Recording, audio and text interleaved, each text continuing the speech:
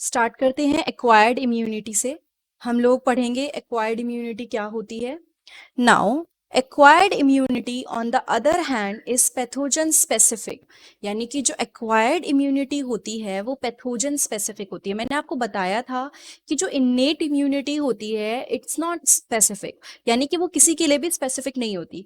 लेकिन जब हम बात करते हैं एक्वायर्ड इम्यूनिटी की, it is pathogen specific, it is characterize by memory, यानी कि इस इम्यूनिटी की मेमोरी होती है। मेमोरी कैसे होती है, आप पूछोगे कि मैम मेमोरी का मतलब क्या हुआ। मैंने आपको बताया था कि फॉर एग्जांपल कई बार ऐसा होता है कि हमें कोई डिजीज होती है, जैसे कि फिर सेम एग्जांपल देती हूँ, चिकन पॉक्स के लिए कहते हैं, हर केस में नहीं होता बट मोस्टली केस में कहते हैं कि एक बार होगा उसके बाद दोबारा नहीं होता। ठीक है, ऐसा नहीं है, कुछ लोगों को कई बार केस पाए गए हैं कि दोबारा हुआ है, बट ऐसा कहते हैं कि एक बार होने के बाद वो पर्सन इम्यून हो जाता है ना। ऐसा क्यों बोला जाता है? बिकॉज एक बार जब कोई डिजीज होती है तो उस डिजीज से लड़ने के लिए बॉडी में एंटीबॉडीज जो होता है ना, कि लड़ने के लिए कुछ, जैसे एक आप कुछ भी मान लो, हमारी बॉडी ने वॉरियर्स भेज दिए, वो क्रिएट हो जाते हैं। अब उस टाइम तो चलो कुछ नहीं कर सकते क्योंकि ऑलरेडी डिजीज हो गई है। नेक्स्ट टाइम पे जब सेम इन्फेक्शन होता है तो हमारे सिस्टम को याद रहता है कि ये वही बीमारी है जो उस टाइम पे हुई थी। तो अब हमें तैयार रखना है, क्योंकि उस टाइम पे जो वॉरियर्स तैयार किए थे जिनको एंटीबॉडी बोलते हैं, वो इस टाइम पे आपको मिल जाएगी। सो इसीलिए इस इम्यूनिटी की ये एक स्पेशल पॉइंट है कि इसकी मेमोरी होती है। This means when our body encounters a pathogen for the first time it produces a response called primary response.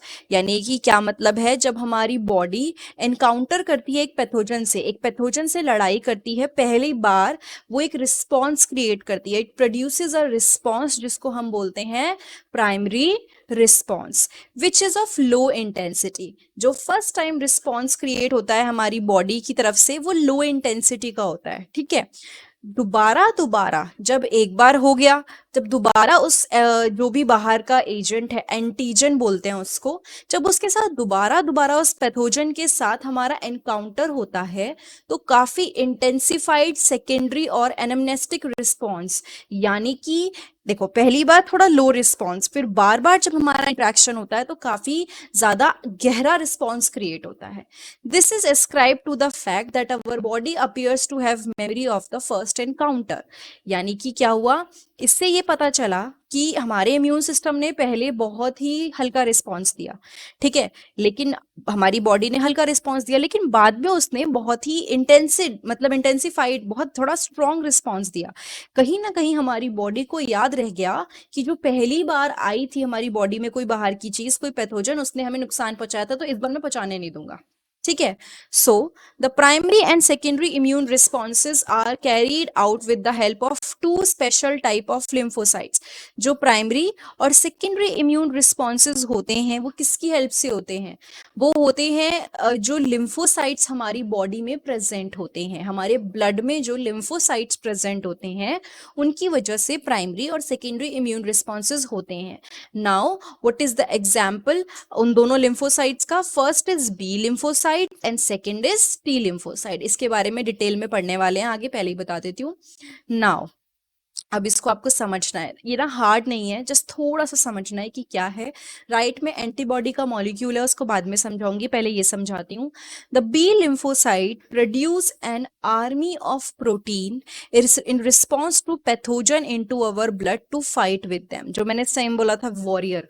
ठीक है, हमारी बॉडी में कोई इन्फेक्शन हुआ तो बाहर से कोई पैथोजन आया, उसके लिए बॉडी ने जिसको बुलाया कि भैया लड़ने चले जाओ, जो चीज हमारी बॉडी क्रिएट करती है उनसे फाइट करने के लिए, we call these warriors antibodies. These proteins, पहली बात तो वॉरियर के चक्कर में ये मत भूलना कि ये प्रोटीन्स होते हैं। ठीक है, प्रोटीन से बने होते हैं जिनको हम एंटीबॉडी बोलते हैं।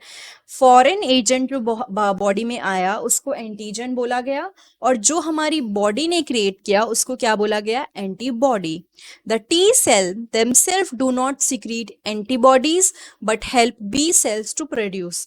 ये तो हमने बता दिया कि जो बी लिम्फोसाइट्स है उसने एंटीबॉडी प्रोड्यूस किया, अभी तक मुझे ये समझ में आया।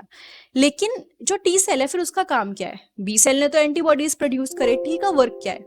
T cell themselves do not secrete antibodies but help B cell to produce them. T cell खुद तो antibodies produce नहीं करता, लेकिन वो B cell को help करता है क्या produce करने के लिए, antibodies produce करने के लिए. Is that clear now? Now each antibody molecule has 4 peptide chain. हर एक एंटीबॉडी मॉलिक्यूल की 4 पेप्टाइड चेन होती है. देखो जब कोई चीज प्रोटीन से बनती है ना तो उसको क्या बोलते हैं, पेप्टाइड चेन. अगर कोई चीज प्रोटीन से बनी हुई है कोई चेन तो उसको पेप्टाइड चेन बोलेंगे. अब ये स्ट्रक्चर आएगा फिगर में कि हमें पढ़ना है. Each antibody has 4 peptide chain, 4 peptide chain हो गई. 2 छोटी होती हैं, 2 small chain call the light chain and 2 longer chain call the heavy chain. अभी तक आप माइंड में बना नहीं पा रहे होगे but now you will be able to make the diagram in your mind. ये जो 2 छोटी छोटी सी आपको दिख रही हैं these are called the light chain and ये जो बड़ी आपको दिख रही हैं these are called the heavy chain. So antibody is made up of 4 chains, 2 light chain जो छोटी होती हैं एंड हैवी हैं वो बड़ी हैं. ठीक है, तो यहाँ हैवी से मतलब मोटा या भारी नहीं है, यहाँ हैवी से मतलब लंबा हो गया. Hence an antibody is represented as H2L2. तो जो एंटीबॉडी होती है उसको रिप्रेजेंट करते हैं हम लोग कैसे, H2L2. Now what is this H2L2? 2 chain of heavy, 2 light chain, 2 heavy, 2 light. Different types of antibodies are produced in our body. हमारी बॉडी में अलग अलग टाइप की एंटीबॉडीज प्रोड्यूस होती हैं. IgA, IgM, IgE, IgG, ये सारे उसके एग्जाम्पल है. A cartoon of an antibody is given in figure 8.4. 8.4 में एक वो दे रखा है cartoon. Because these antibodies are found in the blood the response is also called as humoral immune response.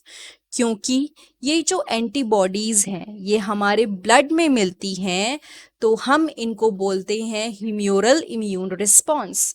फिर से देखो, एंटीबॉडी समझ में आ गया. नाउ हमारी एंटीबॉडीज ब्लड में मिलती हैं तो we call it humoral immune response.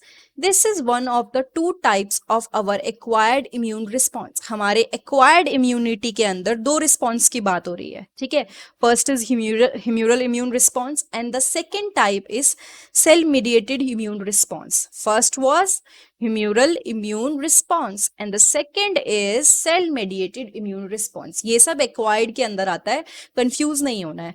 जो हमारा आपका फर्स्ट वाली इम्यूनिटी थी, ठीक है, वो हमारी बिल्कुल बेसिक थी. इन्नेट इम्यूनिटी जो थी बिल्कुल बेसिक थी. 4 तरह से हमने डिवीजन किया. नाउ हमने पहले पढ़ा बी सेल क्या होते हैं, टी सेल क्या होते हैं, डिफरेंस क्या होता है इन्नेट इम्यूनिटी और एक्वायर्ड में. नाउ वी आर स्टडिंग की रिस्पॉन्स की अगर बात करते हैं तो इसके अंदर एक ह्यूमरल इम्यून रिस्पॉन्स होता है, एक सेल मीडिएटेड इम्यून रिस्पॉन्स होता है.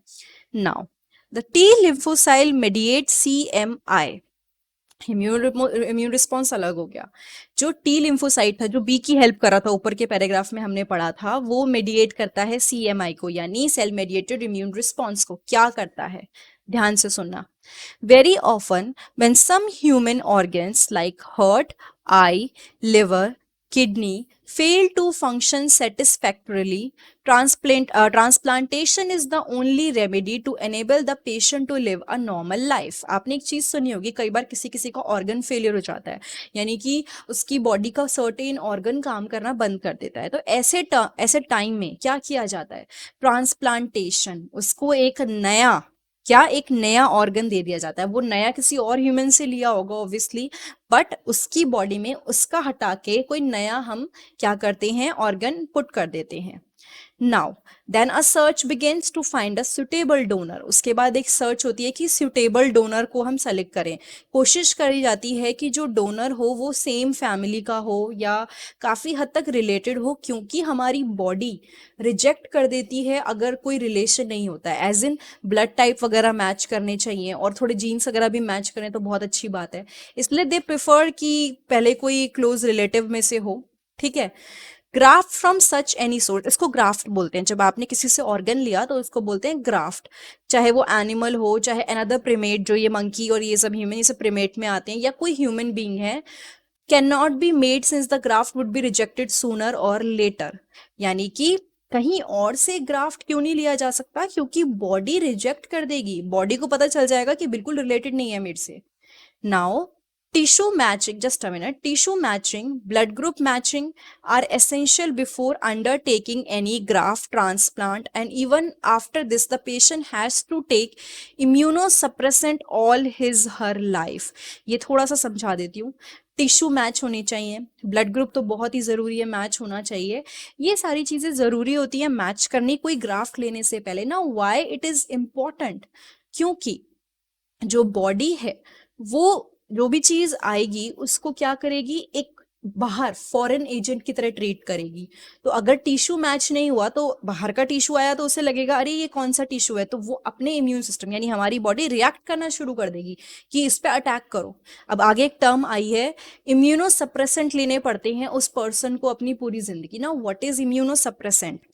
हमारा इम्यून सिस्टम काम ना करे उसको दबाने के लिए इम्यूनोसप्रेसेंट दिए जाते हैं. ये क्वेश्चन काफी मतलब सोचने वाला है कि जो person anyone who is undergoing through this whole transplantation process उसको इम्यूनोसप्रेसेंट क्यों लेने पड़ते हैं, उसको अपना इम्यून सिस्टम को क्यों दबाना पड़ता है? ये कोई अच्छी चीज थोड़ी है हम अपने इम्यून सिस्टम को सप्रेस करेंगे.